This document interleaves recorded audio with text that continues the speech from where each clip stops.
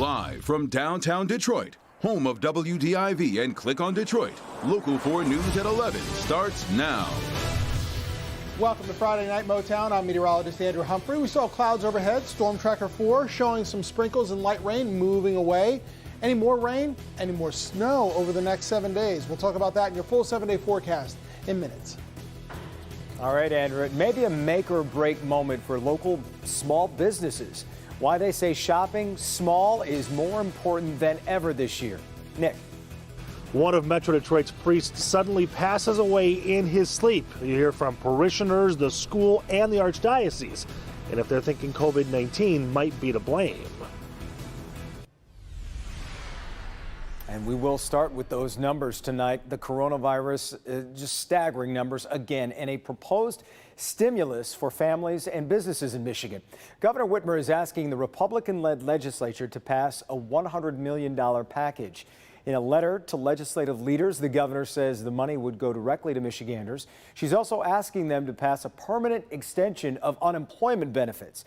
The temporary extension runs out at the end of the year.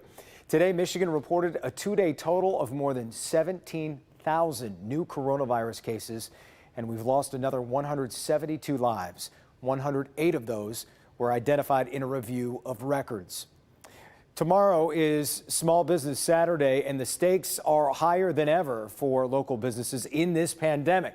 The state has launched a new Support Local campaign to help Michigan businesses make it through the winter. The Michigan Economic Development Corporation says if Michiganders switched just 1 in every 10 purchases from big box stores to local businesses, it would pump more than $1 billion into our economy and create more than 10,000 jobs. Larry Spruill spoke with several local shop owners tonight, and Larry, they're really counting on a boost tomorrow. Yeah, Jason, tomorrow is a big day for the small businesses. Even Facebook started a campaign for the smaller Black-owned companies. Now, I spoke with several small businesses today, one being here in Southfield. They tell me they had to do things differently this year.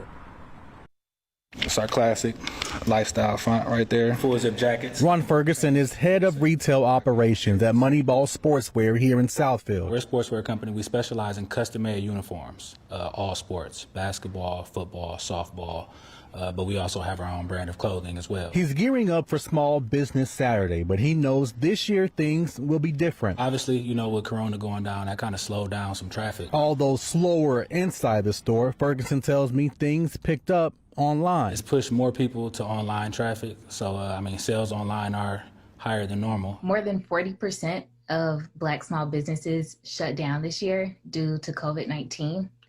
And so knowing that, we felt compelled to help. That's why Rachel Hawk, a marketing manager for Facebook, says they had to help. They started the Buy Black Friday campaign, which urges people to buy black and buy small every Friday in November. But they are extending that initiative to Small Business Saturday. By just using your social media. So you can create a post using hashtag Buy Black Challenge, or in Facebook or Instagram stories, you can use the Buy Black sticker. 12th and 5th is a luxury candle and skincare line that I created about 5 years ago. Darian Cook with 12th and Viv says her online company is a partnership with her mother. It started with her love for candles and skincare. She's also prepping for Small Business Saturday. Small Business Saturday is super important. It definitely backs a small business. It keeps us going. Cook says 2019 was a slow year for her, and she feared 2020 would be the same due to the pandemic. But she says things did the opposite. Her sales picked up, and she's hoping Saturday that trend will continue. And the businesses I talked to said they are offering some pretty good sales for their customers tomorrow. For a list of that information, just go to our website, clickondetroit.com. We're live in Southfield tonight. Larry Spruill, Local 4. Yeah, good advice. Clickondetroit.com. Get all the help you can. All right, Larry. Today was a toned-down version of one of the busiest shopping days of the year. Malls like Somerset Collection in Troy and 12 Oaks in Novi were busy, but we did see many empty parking spaces. Many stores plan for smaller crowds, offering deals online over a longer period. So far this month, online shoppers have spent more than $60 billion. Sales today are expected to top $10 billion, up nearly 40% from last year. If we're talking weather, we're talking one of those weekends where people are always hoping it's mild, or at least you get a few hours to put up Christmas decorations, go pick out the tree. How's it looking, Andrew? Well, I tell you what, for the rest of the weekend, we're just hoping for some sunshine coming back, right? 2 straight days of cloudy weather, both Thanksgiving and today, but it has remained mostly dry, so not too many complaints out there. In fact, the sprinkles we had earlier, they've now moved well off to our east across Cleveland, also into parts of Pennsylvania at this hour. We are left still with dry conditions, mostly cloudy skies, but it becomes partly cloudy in no time within a few hours. And with that, it does get colder.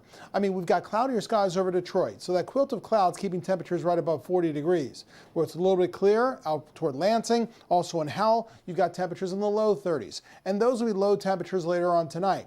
Upper 20s, low 30s draped across the entire area.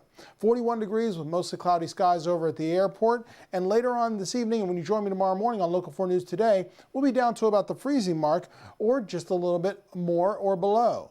Now, we have a tale of 2 models coming up for early next week. Snow is on the way. One model has 3 to 6 inches, but another 6 or more. We'll talk more about that in your 7-day forecast in minutes. All right, Andrew.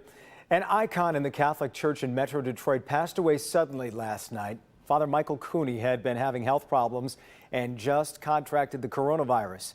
He had been a priest in Metro Detroit since 1975, serving at churches in Detroit, Sterling Heights, East Point, Royal Oak, and Mount Clemens. Nick Monticelli's live at St. Peter's Parish, where he served for 30 years. Nick. 30 years. Jason, good evening to you. Father Cooney was the kind of guy that just wanted to be there when anybody needed him. In fact, he was the kind of guy that you could grab a beer with if you wanted to, as long as it was at an Irish pub. I replayed right away one of the last conversations I had with him. And I'm like, hey, Father Mike, how are you doing? He's like, not bad for an old guy. And that just really, that stuck out in my brain. Elizabeth Kujawa is one of the hundreds, if not thousands, mourning the loss of Father Michael Cooney, evident by the hundreds of pictures shared on social media already. He was 72 years old and never slowed down. The high fives from students may have been his own caffeine. All the kids tried to break his hand whenever they tried and slapped him a high five. A hard high five. Cooney was ordained in 1975 and served all over Metro Detroit, landing at St. Peter's Church and St. Mary's School in 1990. Anytime that anyone needed something, he wanted to be the person that they would come to so that he could help them in any way that they could. In fact, that help, that place of home, was something so important to Cooney, he stressed it to St. Mary's students during graduation. Wherever you go, whatever you do, no matter how old you get to be, this is home. He was a great priest. He was a great friend. And Father Cooney was also a big supporter of first responders, holding a first responders mass every September. He was just somebody in the community that if we needed an ear to talk to, or somebody to again, talk to or bounce things off, he was always available. Cooney also served as a chaplain in Macomb County and in Detroit for the narcotics unit. He passed away in his sleep last night. The Archdiocese writing, while Father Cooney's cause of death is not yet known, he had been in fragile health for some time and recently was diagnosed with COVID-19. He was in his home, you know, peaceful. He wasn't alone in a strange hospital. And may Almighty God bless us and all of our loved ones on both sides of eternity. A saying that Father Cooney would close each Mass with, a little more fitting now today. Cooney, ironically, had just announced his retirement. He would have been leaving the parish and spending some time to himself next summer. We're live here in Mount Clemens. Nick Monticelli, Local 4. Yeah, a wonderful tribute, Nick, and just another perfect example that these daily updates are more than just numbers. All right, Nick, thanks. Other news tonight, Detroit police are investigating a deadly shooting on the city's west side. 2 men were shot on Vinewood near McGraw and West Grand Boulevard. 1 man is dead. We don't know the condition of the second man. Police haven't said what led up to this shooting or if anyone else has been arrested.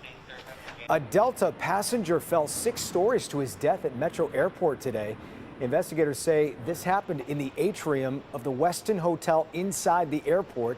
The airport says the circumstances surrounding his death are under investigation.